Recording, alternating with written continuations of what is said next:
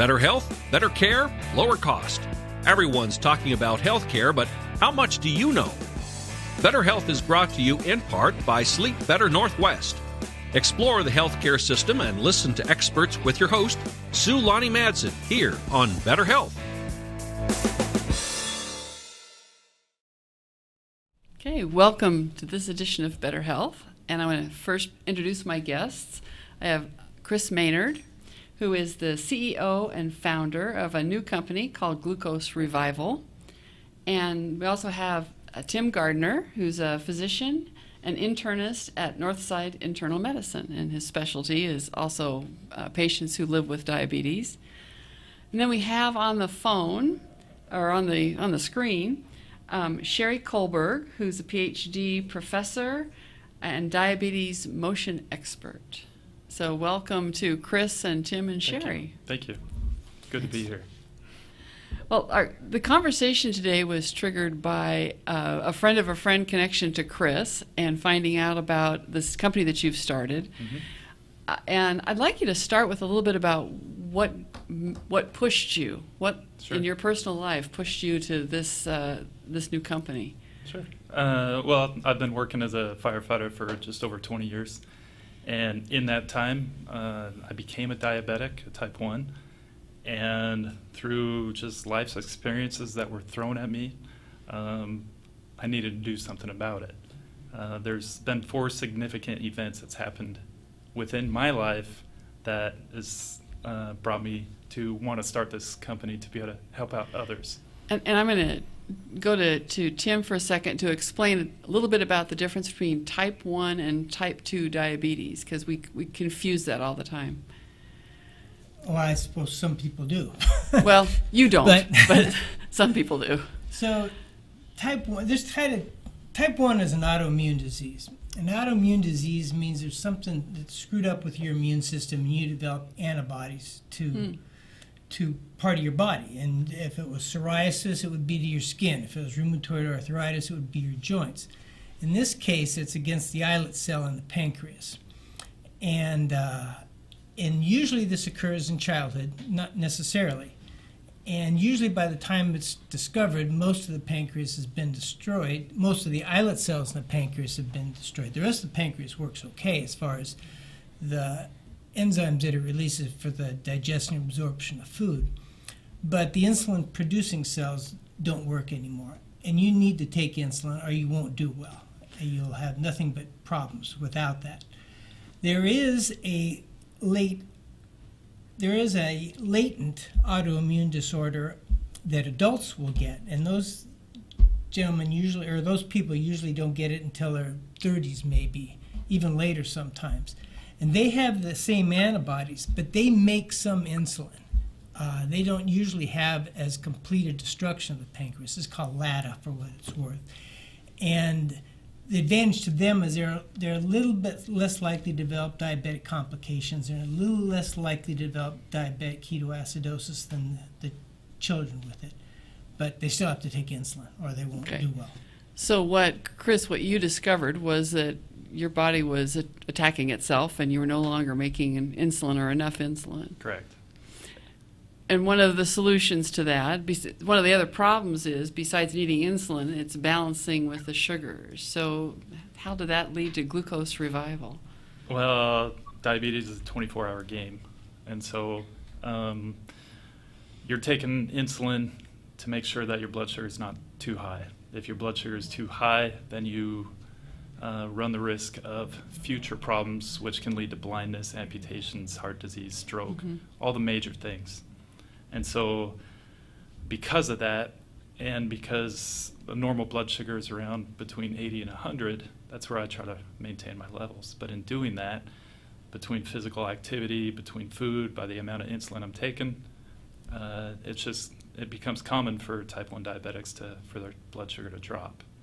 And because of how common it is, that's why I wanted to start what we have done. And simply because I've taken what we use as EMTs to be able to help with the most common problem, hypoglycemia. I've taken that and put it within the necklace so that everyone can have it within reach, easy to find, and something that's affordable and easy to use. Right, so if someone has a problem and call 911, what they're going to get is if it's an EMT, they're not going to be starting an IV probably, and they'll be getting this glucose paste Right. rubbed in on the gums. Right. And so you just took that solution and made it available to the public, Correct. kind of turning it into a first aid kind of option. Right. I've made it into a medical alert necklace so that now the family, the friends, and the person that's impacted by this doesn't have to wait those critical minutes for EMTs to come do the same thing that that the ones around the person that's affected by it could help with. And so we're just taking that time crunch away and making it available. Right, and that time crunch is easy to think that you call 911 and there's somebody there in 3 minutes or less. Yeah, right. Or in my agency, it might be 30 minutes. Yeah. Or if Sure. if you're athletic, you might be out and away and Right. quite a ways from help. Well, in the last time that it happened to me, I was in the middle of a forest camping with my kids in the middle of the night, to where I started going into a hypoglycemic reaction and started convulsing, to where my kids had to call 911 to direct them in to be able to find me so that I could wake up to the ambulance crew rubbing glucose gel within my mouth. So yeah, it definitely takes time. So you're wearing one of those necklaces right now, aren't you? Correct. Can Yeah. you kind of hold it out so you can, Yeah. so that's just where's the glucose? The easy form of it, it's a tube with gel in it. And so essentially we're repackaging what glucose gel is in to make it easier and within reach. So, I simply just squeeze it out of the tubing onto my hand or onto something that I can rub it within the mouth, and then I can massage it using the cheek into the gums for that quick absorption. So, Tim, how do you see this as an advantage for your patients? How do you think it will help them? Well, getting back, in type 2 diabetes, those people basically need to change their lifestyle to improve their diabetes. People with type 1 diabetes, they have to manage their diabetes to fit their lifestyle. It's a total flip-flop.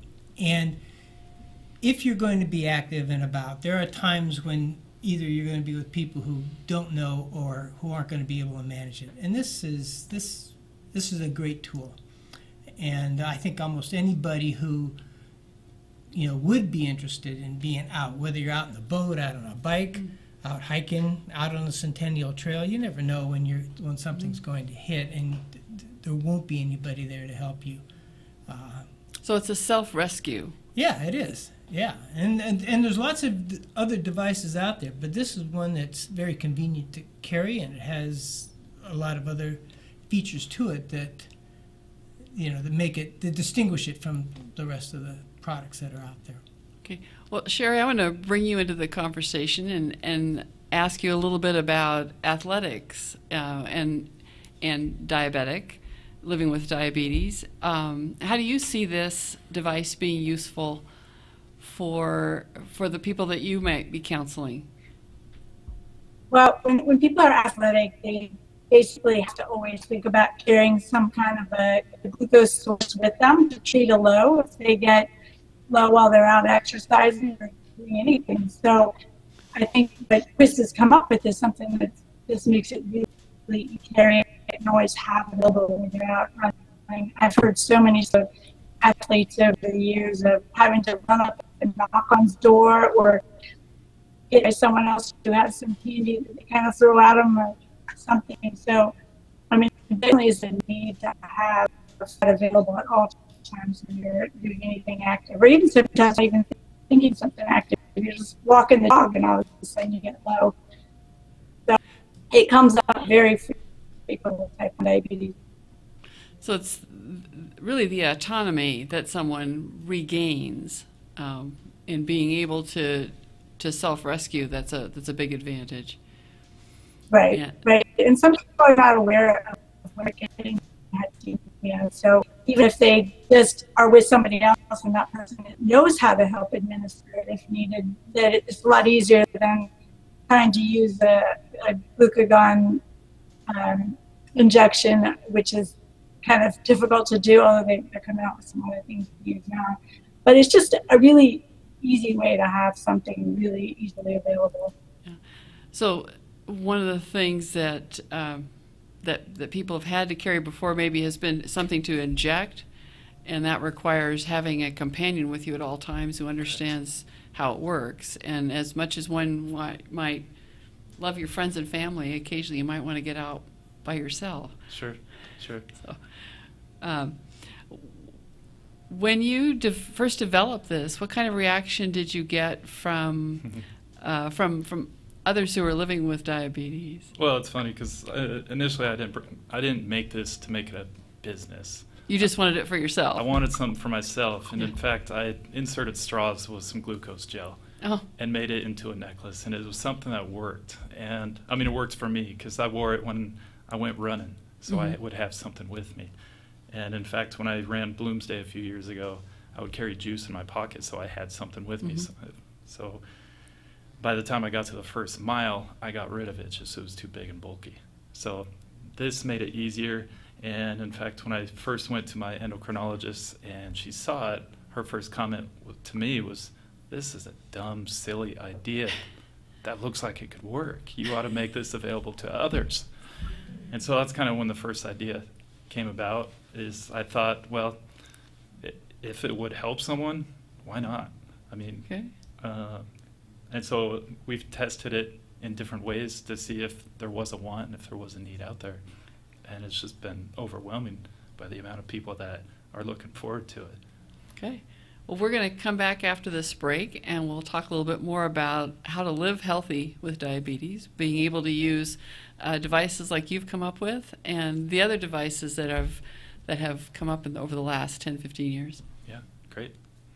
Is your child having trouble coping with a personal disability, but don't know where to go? Consider our friends at Breakthrough Incorporated. Breakthrough takes great pride in mentoring their DDA clients who have intellectual disabilities and their BRS clients who have challenging behaviors toward the creation of safe, appropriate, ethically sound life goals. They integrate programs at school and home to enrich their lives. They work hard to make a positive difference in you and your family's lives. Breakthrough provides a highly structured, fully staffed residential setting in local neighborhoods. 6 in Spokane and 2 in the Tri-Cities. Diagnoses affect people differently, so their service to each resident is unique, giving them the opportunity to grow and evolve. For more information on Breakthrough, visit their website at breakthroughincorporated.org. What? You haven't been to the library lately? Stop in today and see that the library is more than books. Spokane County Library District facilities feature on-site technology, including Wi-Fi, computers, and printers, as well as free use of meeting rooms. The Library District offers events and programs for all ages, from story times to career development and employer classes to Social Security workshops. Our staff is well trained and happy to help. Find out more about your library at scld.org. Welcome to Tom Sawyer Country Coffee. Tom Sawyer Country Coffee only roasts the finest organic coffee for our signature blends. Enjoy a cup at our coffee shop and local businesses and organizations across the region. I'm Tom Sawyer, and we choose the Pacific Northwest.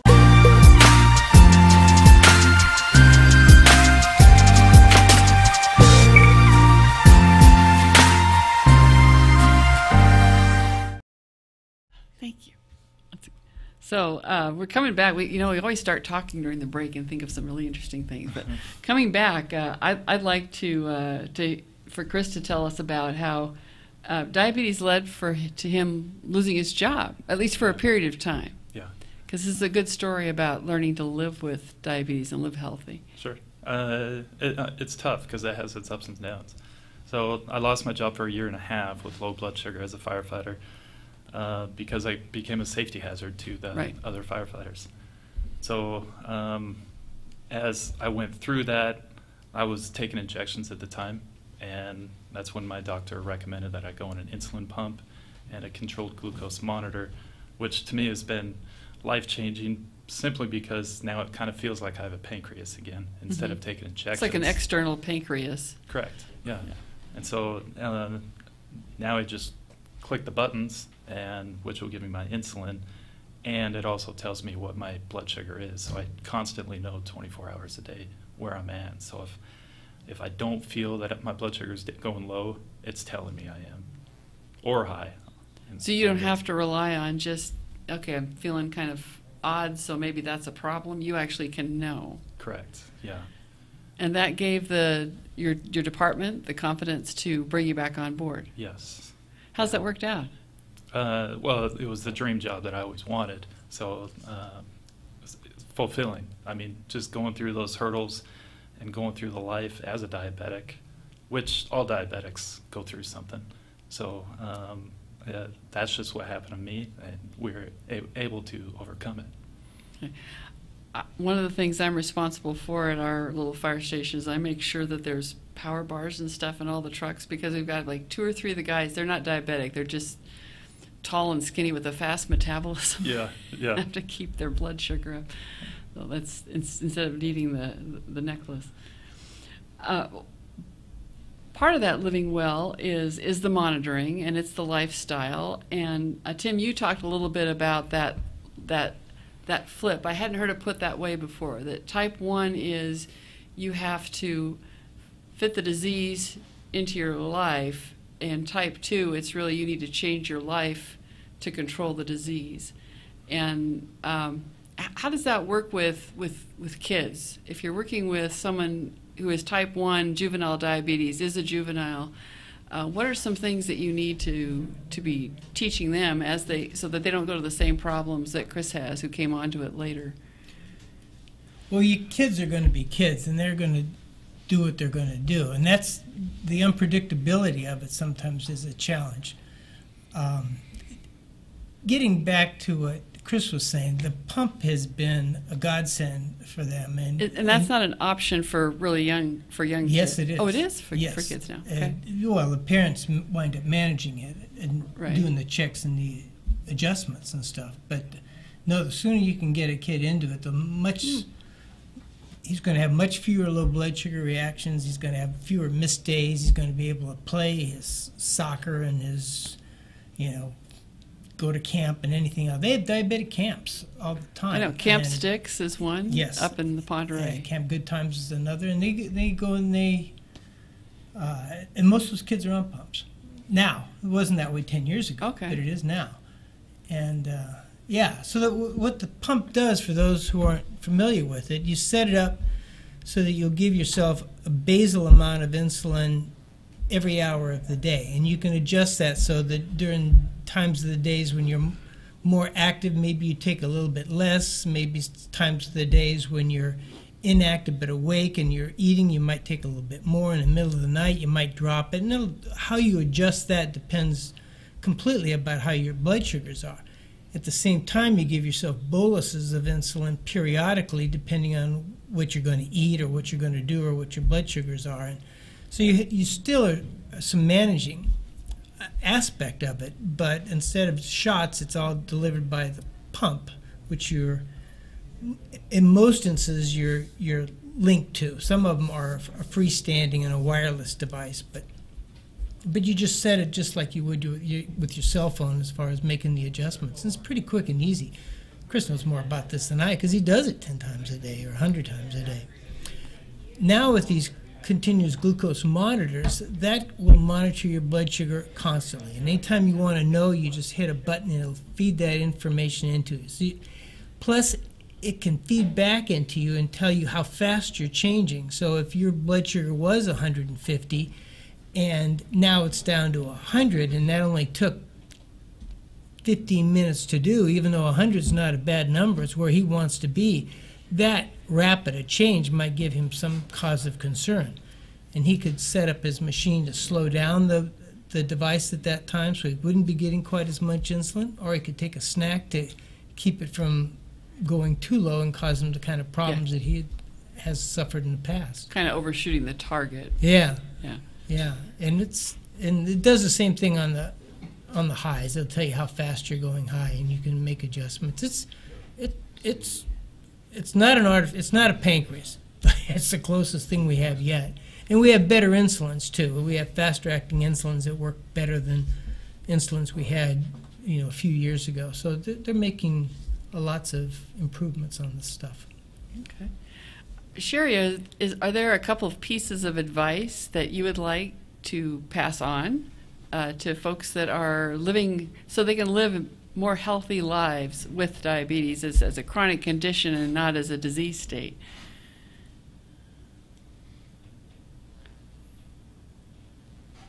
Did we lose the connection? One. Oh, there you are. You hear me? I can hear you now. Okay. Everyone needs to make sure that they're physically active, doing something on an almost daily basis if possible, because that's really good for the health of everyone, not just people who have diabetes. In addition to that, take advantage of the tools that are available to them to help their diabetes. So Kris was talking about his CGM, and that's actually really interesting. I polled a number of athletes, like 300 athletes, and probably 75% of them were using some kind of a continuous glucose monitoring device, and they would take that over their pump if they had to choose between the two. They loved having that instantaneous feedback. So really just knowing that's as good as having your glucose revival, and that goes too. I mean, between your CGM and your glucose revival, you're sitting ready to go. So exercise is good advice for everyone, as Sheri said. I think the advice about continuous monitoring, as I think about it, people who are really serious athletes tend to be ones who are monitoring the state of their body and the reaction of muscles. So that's probably a good combination there. Yeah. Well, I wanted to save a bit of time at the end here, Kris, for you to talk about where you're going with the company. I know you've been to at least one health fair and looking at sponsors, and you have a goal for what you'd like to do with the proceeds. Yeah. Well, I look at this for anyone on insulin, type 1, type 2, and even pets, to help with that low blood sugar. And it's designed for those times to where you don't have something, whether it's in a meeting or whether it's a child at school, to where they don't want to raise their hand and ask for help. Mm-hmm. So the problem can be alleviated easy and at that moment. But the Children with Diabetes conference that we went to, we got a lot of great feedback, and so we plan on launching in November. Our goal is to get it out to as many people on insulin as we can. And so you're launching production or distribution? Correct. Wow. Okay. Yeah. And so my ultimate goal with this now, because of how fast diabetes is growing and how significant it is, I mean, it's to be blunt, it's a crap disease, whether you're up or down. But also involved with diabetes is just the rising cost of everything. Mm-hmm. We pay 2.5 times the cost as non-diabetics, and so we're not going to sell that in stores because we don't want the price to go up. So we're going to sell it directly from our website at glucoserevival.com. We'll have it on Amazon as well. But with that,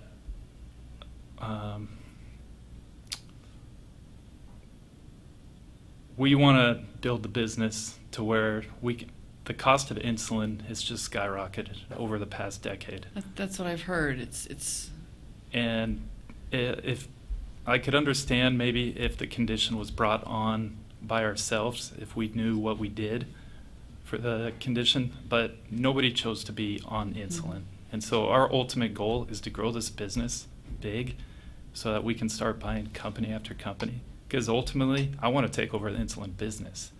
I would love to give out all the insulin to all diabetics so that there's no reason why people need to pay $80 for a vial of insulin. Mm-hmm. And some have been paying up to $300 per vial.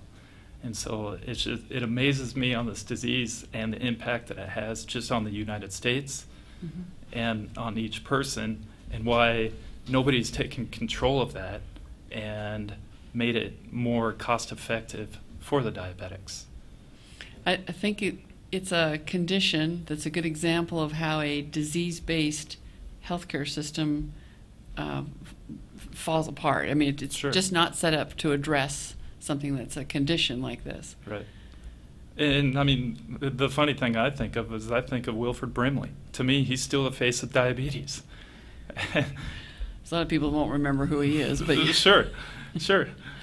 But you know, with Sheri, to me, she's the face of diabetes right now. Reva Greenberg, she's the face of diabetes. Dr. Bernstein, but there's most people don't know who they are. Most people don't recognize the blue circle, and so I just want to make it bigger and more readily known. okay. So Well, let's that, close with that because I didn't recognize the blue circle. Sure, and it was made by the International Diabetes Federation just in the 1980s, and it's not known like the pink for breast cancer. Okay. And so that's why we put it on our medical alert necklace, so that it becomes recognizable by people, diabetics, and everyone else that's out there. Okay. So you heard it here. The blue circle right. stands for diabetes. It's a crap condition. Nobody asked for it. And Kris has got a great plan going forward to try and make it easier to live healthy with diabetes. Yeah, and it's fun because we've been able to put together a music video that's coming out in November as well. Dee Snider with Twisted Sister did a video a couple years ago for We'll bring that video back cancer. and put it on the program and come back for another conversation. It'll be fun. Thank you for coming in today. Thanks for having us. Better Health with Sue Lani Madsen is produced in Spokane, Washington by SpokaneTalksOnline.com, which is solely responsible for its content. Better Health is brought to you in part by Sleep Better Northwest. Ask Sue Lani a question, recommend a guest or topic, and hear this program again online anytime at SpokaneTalksOnline.com. Cheers to better health, and thanks for listening.